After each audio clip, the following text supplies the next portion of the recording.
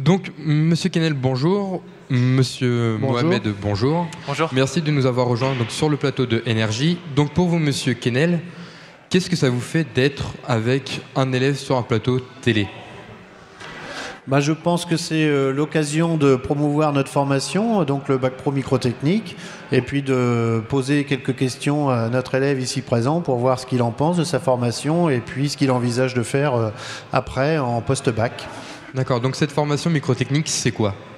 Alors la formation microtechnique, c'est une formation qui a comme particularité d'être extrêmement pluridisciplinaire, au sens où elle touche à plein de domaines, c'est-à-dire la maintenance, l'électronique, l'usinage, l'informatique, tout ce qui est assemblage, tout ce qui est innovant, réalité augmentée, etc. Donc on est vraiment dans une discipline qui est porteuse d'emploi. Donc on a vraiment un échantillon assez intéressant en termes de poursuite au niveau travail. D'accord. Donc Mohamed, je me tourne vers toi, vu que toi tu es élève en première bac pro microtechnique. Ouais. Donc l'année dernière, tu avais comme projet de rentrer en bac microtechnique après ta troisième, c'est bien ça ? Oui, c'est bien ça.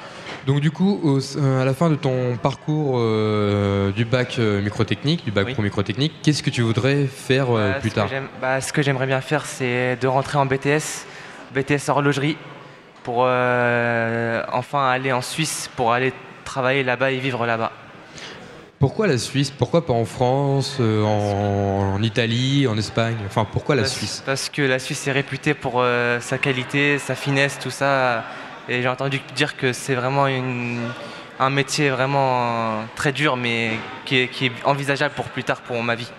D'accord. J'ai entendu aussi parler qu'il y a un projet qui est en cours avec un collège pour fabriquer des petites voitures, c'est bien ça ? Oui, en effet, chaque année, là, depuis 4 ans, on travaille en partenariat avec un collège qui est le collège Fernand Léger. Et dans ce cadre-là, nous participons à un challenge qui s'appelle Course en cours, qui consiste en fait à réaliser une course de voitures qui sont conçues par les élèves, propulsées par un moteur qui est conçu dans un IUT. Et nous, l'objectif, c'est de fabriquer le train avant de la voiture de façon à avoir une performance intéressante pour que nos élèves du collège puissent finir dans le peloton de tête, et c'est ce qu'on réussit relativement bien depuis 4 ans. D'accord. Donc vous, après donc, le bac pro microtechnique, il y a des débouchés. Et quels sont les débouchés possibles à la fin du bac pro ?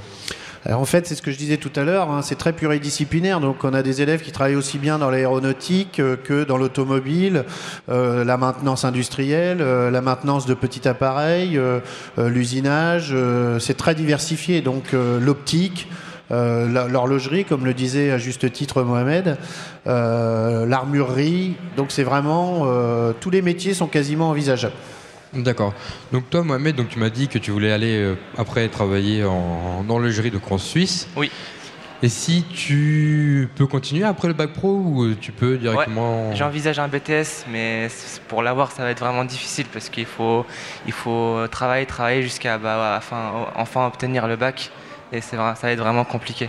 D'accord. Et donc dans la microtechnique, vous êtes combien par classe ? Enfin par classe. Alors les classes, nous disposons d'une classe de seconde, première et terminale à raison de 15 élèves en termes d'effectifs et avec des pourcentages de réussite intéressants puisque l'année dernière nous avons fait 100%.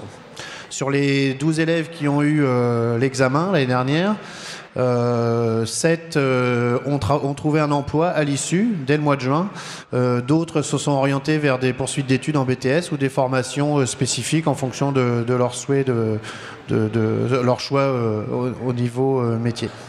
D'accord, oui. Donc en fait, directement après le bac pro, qui est un bac pro très bien vu au niveau des entreprises, la porte pour les métiers sont grandes ouvertes. Oui, tout à fait. On a même des entreprises qui nous sollicitent à longueur d'année pour justement nous demander si on a des élèves qui sont sans emploi, ou ce qui n'est pas forcément le cas, puisque je le disais à l'instant.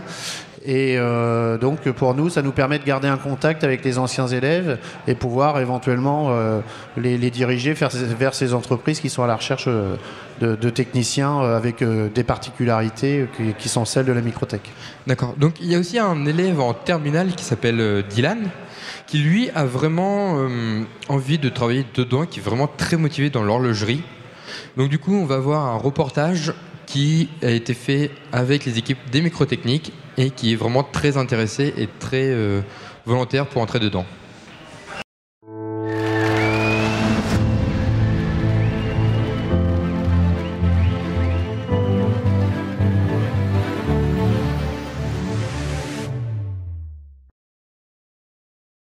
Bonjour, je m'appelle Dylan Touze et je suis en terminale Bac Pro microtechnique.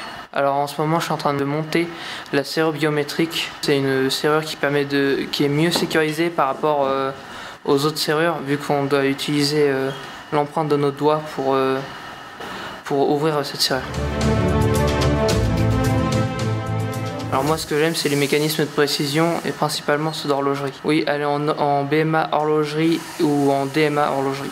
Je vais à Morteau, donc c'est dans le Doubs en Suisse, enfin près de la Suisse. Et du coup moi j'ai une préférence pour aller à Morteau parce qu'il y a l'internat le week-end, tout ça, du coup ce sera plus pratique pour moi. Et là-bas ils ont eu plusieurs diplômés qui ont participé à des concours et qui ont gagné les concours nationaux et de l'artisanat. Et du coup ça m'intéresse vraiment d'y aller car j'ai un projet d'ambition, j'ai une grande ambition, c'est de créer ma propre marque d'horlogerie et qu'elle soit reconnue mondialement. Du coup j'ai prévu d'aller dans la meilleure école pour avoir la meilleure formation.